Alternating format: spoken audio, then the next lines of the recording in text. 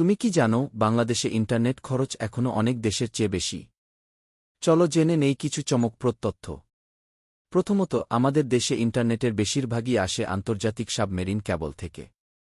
মানে তোমার ফোনে যখন একটা ভিডিও প্লে করো, তার ডেটা আসলে আসে হাজার মাইল দূর থেকে। দ্বিতীয়ত, টাওয়ার আর সার্ভার রক্ষণাবেক্ষণের খরচও অনেক বেশি। এই কারণেই মোবাইল কোম্পানিগুলো ডেটার দাম কিছুটা বাড়িয়ে রাখে। মজার ব্যাপার হল, তুমি কি জানো বাংলাদেশে গড়ে প্রতিদিন একজন মানুষ প্রায় ৬ ঘন্টা ইন্টারনেটে কাটায়। অর্থাৎ ঘুমের পর সবচেয়ে বেশি সময় আমরা অনলাইনে থাকি। তবে ভালো দিকও আছে।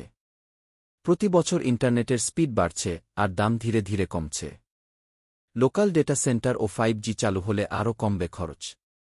আর একটা ছোট টিপস, যখন সম্ভব ওয়াইফাই ব্যবহার করো, এতে ডেটা বাঁচবে আর নেটও চলবে দ্রুত।